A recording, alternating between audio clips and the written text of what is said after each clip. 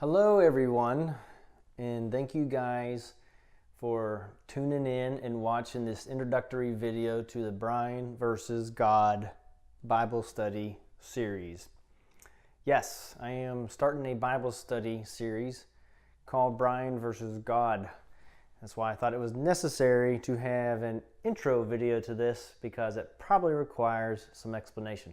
And man, I'm hoping to get this out, because I ain't gonna lie to you, I've taken about 20 takes. The last one was going really darn well, and the power just went off on me, and about halfway through it.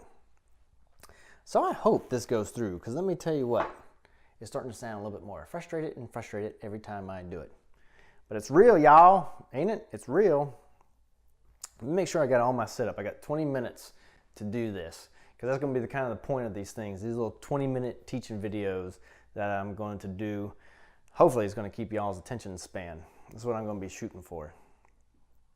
For those of you who have wondered about the podcast, the Life of Fife podcast, all three of you that have inquired about it, thank you for your support. I'll be getting back to those things. There's been some typical delays, logistics, people's schedules, that kind of thing. Also, it kind of led into this significant time of the year, of this month. Some of you who follow me on Facebook and stuff know about 20 years since the passing of my brother, a life-changing event that I've always tried to use as a positive means, and actually what finally kind of spawned this little thing here, which has been 11 years in the making. This has been 11 years in the making. So let me clarify what that means. My parents got saved when I was young.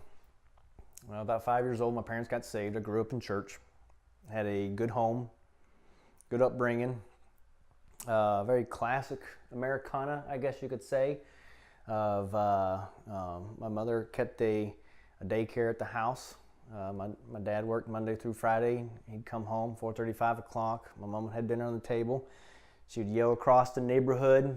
When it was time for me to come home, I'd be out playing backyard football with my friends, and we lived in a small neighborhood where she could yell across the neighborhood, tell me it was time to come to dinner. We'd come to dinner. We had certain assigned seats. It was my dad, my brother, my mom, and me. And we would start every meal with grace. And we would do this thing. My dad would go off in his little prayer, and it would go to my brother, and then my mother, and to me. Now, my brother and I would always do two options when it came to grace. We'd either say, "Thank you for this day," or "Thank you for this food." And so basically all that was left for me to say was whatever my brother didn't say, I said the other phrase. And that's basically how that worked. While my parents were doing these long, dramatic prayers, my brother would just want to be like, "Thank you for this day, thank you for this food, and let's eat." But it was a good upbringing, good house, good upbringing. And I'm glad to have grown up in a Christian home. And I'm also glad that I always had a natural sense of curiosity, of wanting to know things, of wanting to know the why things were the way they were. And I loved to study. I loved to, I was very interested in the Bible. I was very interested in the supernatural side of the Bible and these encounters that other humans would have, either with God or demons or angels. There was this other layer to the human existence that I just was hungry about, that I kind of wanted to experience myself. And I'd get frustrated with the answers I generally would get from other people in my life, whether you're a pastor or such, who would always act like most of the time the answer is that's the way it was then, it's not the way it is now. And I never really felt satisfied with that answer. It always seemed kind of contradictory to me, to where I was told to read the Bible, and then the Bible would get me to hunger for a certain way of life, but then I'd be told, well, that certain life doesn't exist, and it just would not make any sense to me. When I was 12 years old, though, I experienced for lack of a better term, a supernatural event in my life that marked me forever, regardless of the path I ended up going down. That's when I got saved when I was 12 years old. At 12 years old, I went to one of these concerts called Strike Force. If you don't know what Strike Force is basically the Walmart brand of Power Team. If you don't know what Power Team is, then you probably didn't grow up in Christianity like I did. Power Team and Strike Force are these ministries where they got these bodybuilders, and what they do is they put on a show, these feats of strength, breaking bricks, bending rebar and such. And at the end of it, they give a message, do an altar call. Now, at the time at this altar call, I didn't accept it because I was so impressed by what these guys were doing on stage. And to be honest with you, I didn't go down there because I felt like I was this awful sinner who needed a Messiah to cleanse my sins. I'm 12 years old. I do remember going down there, what I think was still for a good reason. That's because I wanted to know God. I wanted to experience God. That's what I went down there for. And to be honest with you, I believe I got that experience because I felt and I experienced a change upon me, within me, over me. It's hard to put it into words, really, of what happened, but I remember like it was yesterday. And the best way to describe it was this love. Because afterwards, after I met with the counselor and they talked to you a little bit, and then you go and to meet your folks and stuff, I remember seeing my parents at the top of the stairwell. And I remember thinking towards them, feeling towards them, a love I never had before. I remember thinking about the world around me, a thought process I didn't have before. And this love felt like a power. It felt like there was strength behind it. It was different. And it wasn't like an adrenaline rush from experiencing this thing. And here's why I don't think it was some kind of adrenaline rush to mark off, was because the next morning, it was a school day, and I remember waking up feeling like just a different person. And I felt this weight of responsibility on me, I guess you could say, and I didn't know how to wrap my brain around it. And I remember getting ready and going to school and kind of freaking out because I thought about I felt different. I thought like I had to talk different, act different. And it wasn't because of this Christian institution that I now have joined. And that's I got to make clear. It had nothing to do with this. I was joined in this rank of other men who believed a certain way. Like I felt like something outside of the world was occurring within me. It was definitely something going on between me and what was above me, and not about these other people that now I have signed up to their doctrine, okay? And it was flipping me out because I did not feel the same. And it was weird because as good as it felt, it was wigging me out. So I remember going across my yard to my bus stop that morning, and I whispered out loud to myself, because it was freaking me out too much. And I said, Jesus, I ain't ready for this. And then boom, the feeling left me. The sensation left me, this presence left me, just something, it was gone. It was significantly gone. I knew something changed. And I felt like I kind of made a mistake. And I don't know if that meant God was just like, well, see you later or something. All I know was when I uttered those words, a normalcy fell back on me, is a better way to put it. But what was significant about that event was that it marked me enough to realize no matter how much for the rest of my life, I was 12 years old, so you're talking like the next 13 years or so, 13, 18, 20 years. I can't do math at the moment. that as much as I've gotten frustrated with God, angry at God, tried to run from God, I never denied God. That's from my own personal experience. I know that I've got people out there watching that are atheists, and I totally agree with you that a personal experience is not a statement of fact for if he exists or not. But for me personally, I knew he did. As much as old as I got, and a lot of times you rationalize away things as a kid. But that's one thing I was never able to just rationalize away. It was an event that marked me, that I knew God was real. And but my struggle for the next few years always had to do within the body of the church, dealing with other people, other human beings. I never could fit into youth groups. I never could really seem to fit within college age groups. Not that I was better than anybody or anything like that. It was more or less that I just never could seem to find a connection with people that inquired the same way that I did. Most people tend to be happy with the routine. Just give me the Sunday morning, the Sunday night, the Wednesday night.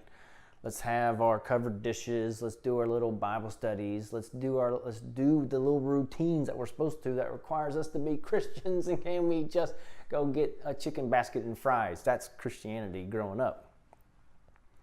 And no, I don't want to go get chicken basket and fries. I want to ask questions. I want to ponder. I want to think. I want to find out what's going on. I want to know the truth about all this stuff. Because I did realize growing up and studying that, heck, within Christianity, there's a lot of people arguing. A lot of people got their differences. And I couldn't understand that. Because I felt like I was in between two worlds. Whereas okay, I know God's real. I know personally because I've experienced something that's outside of normal living. So, all right. So I know that's real, but these people here, they're starting to get on my nerves, man. I can't figure them out. Yet they're my instant source of information and companionship. And that was quite a quandary, I guess you can say. Because I wanted to know this guy, but it seemed like to get to know this guy, I had to hang around these people. And I ain't really caring for them too much. They don't seem to be as interested. I don't know. Maybe we're just on different ideas of what interest is. But I ended up eventually getting involved with the Baptist Campus Ministry 6 years after my brother passed away. An event that obviously changed my life and had led me into doing public speaking, which I felt like I had a knack for. I got my first opportunity at the community college there in Gadsden. Shout out to Mark Weipert for giving me my first preaching opportunity, which was November 24th, 2004. I spoke on a sermon. My sermon was called, "What is the Truth?" And in that moment, I felt like I did find my place as far as what I was good at doing, and that was being able to talk with people and connect with people and do ministry, and I really enjoyed it. I eventually got involved with the church and a pastor there in town who really gave me the biggest opportunity that I ever had leading up to those years in my life. And I was able to be involved with the youth, but then I started speaking to the adults and stuff like that on Sunday mornings, and I loved it. I loved it and I enjoyed it, and I got a lot of great feedback from my messages and stuff. The problem was that I was somebody, like I said, who loved to ask questions. And I love to inquire about why things are the way they are. And something that I found that's very significant that you don't find much in church is the study of history. History is extremely important. We're all very aware of the different denominations within Christianity. We all kind of shrug it off that it's just how human beings are. We all have our different interpretations. I even heard a lot of that times when it comes to certain issues of the Bible. and it usually ends up getting written off when there's disagreements, that it's just interpretations. We all have different interpretations. And yes, we do. And I'm not saying that my interpretations are right, but I go into the arena with the mindset that but it's not supposed to be confusing. If we take all the evidence together, we should be able to deduce some kind of truth. But the problem is that when you get involved within ministry and you get involved in a certain denomination, you don't get to look at the rest of the Bible. You don't get to look at history. You got to deduce everything from this list of dogma that's agreed upon within this denomination. That's just the way it works. And I can't work that way. That's a dumb way to think, because you are completely limiting yourself to all kinds of sources of information that may actually change what the truth is. Aren't we all supposed to be looking for what the truth is? So I ended up getting ran off. The doors closed September 2007 when I was young.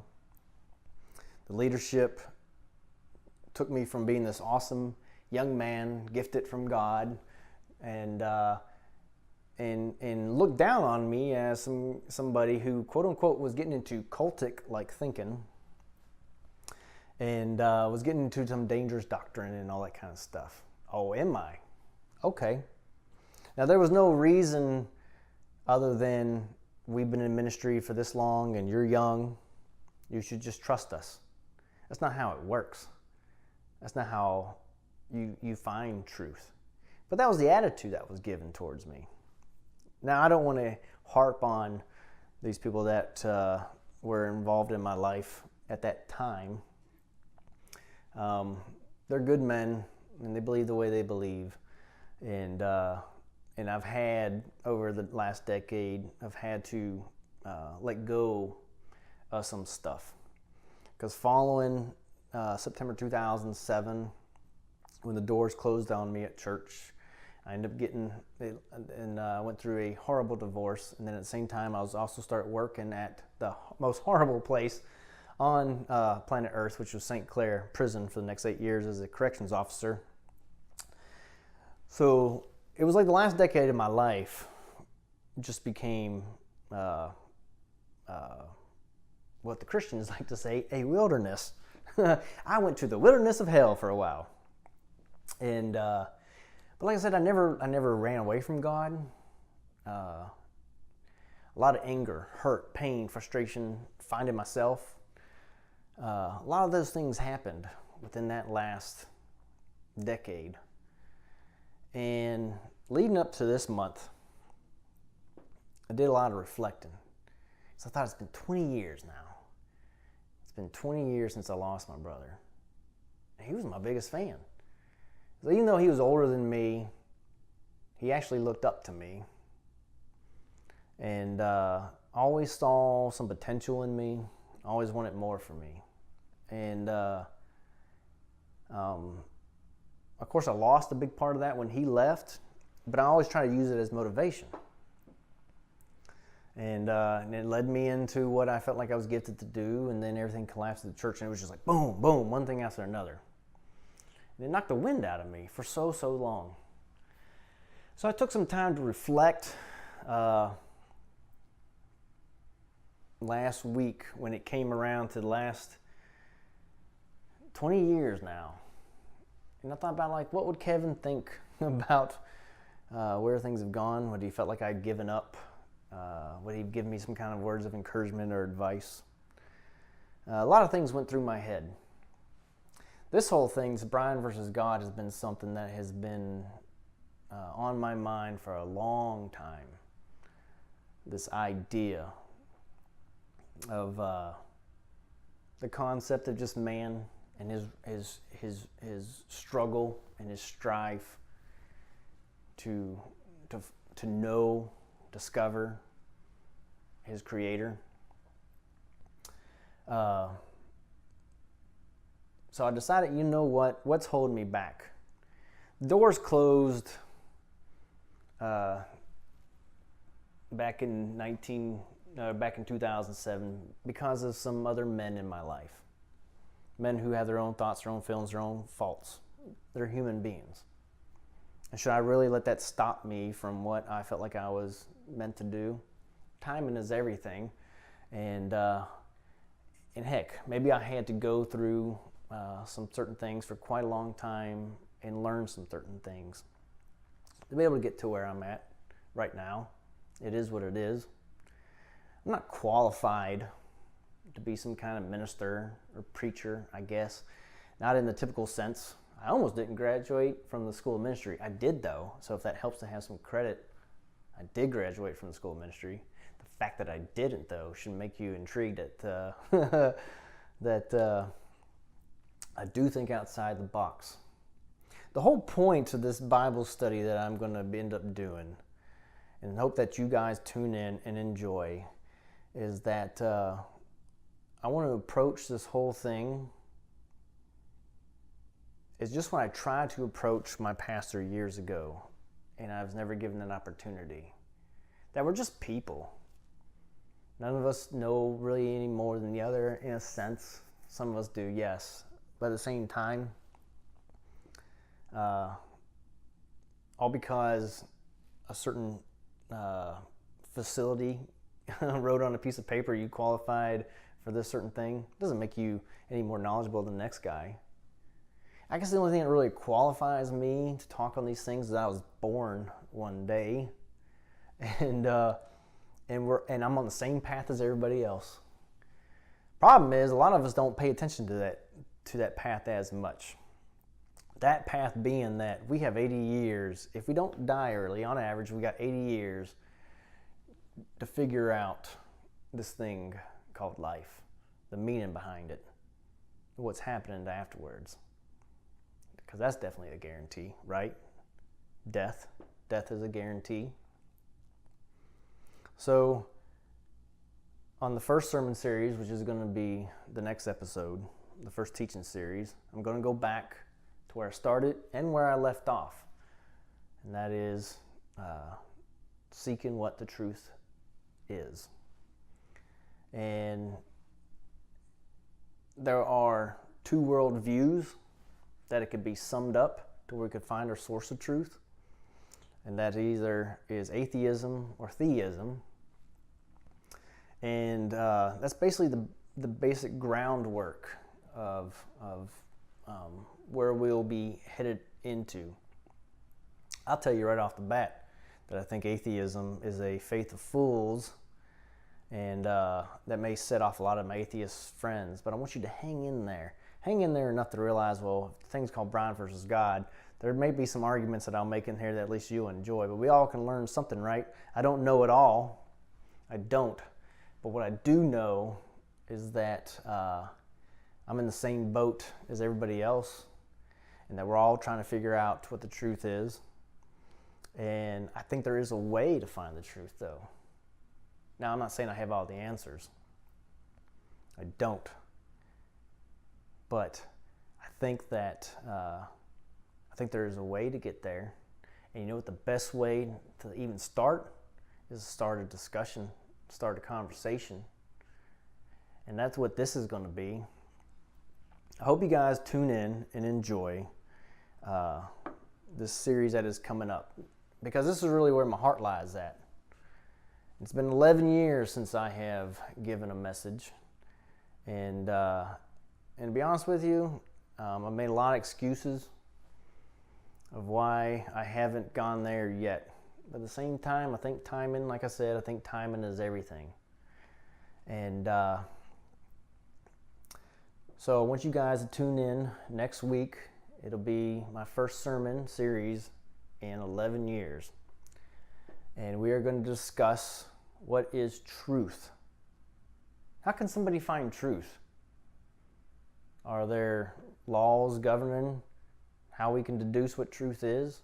Can we deduce truth outside of our own experience, feelings?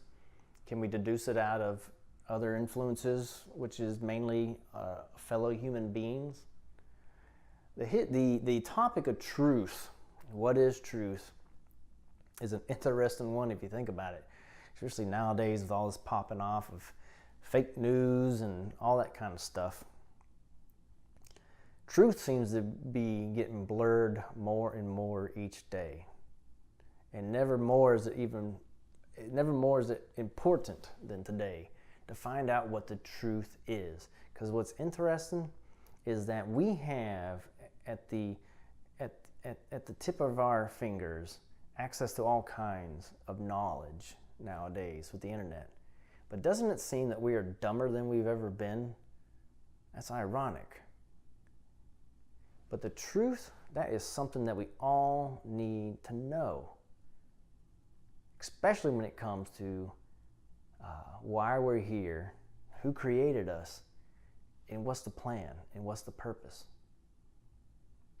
So I hope you guys enjoy the sermon series that's coming in, and tune in and share it. And I'm back to preaching, baby.